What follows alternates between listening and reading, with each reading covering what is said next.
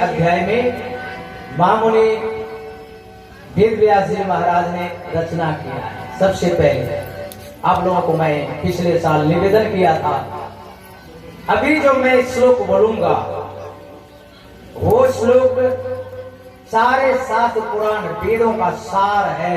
इसलिए वेद व्यास जी महाराज इसी श्लोक से ही श्रीमद् भागवत का प्रारंभ करते हैं। महात्म में आता है, सच्चिदानंद रूपाय विश्वोत्पत्त्यादि हेतवे तापत्रय विनाशाय श्री कृष्णाय वयं नमः, श्री कृष्णाय वयं नमः। सद्घन चिद्घन आनंद स्वरूप परमात्मा जो सृष्टि करते हैं, पालन करते हैं और पुनः फिर सृष्टि का कल्याण भी करते हैं, ऐसे परमात्मा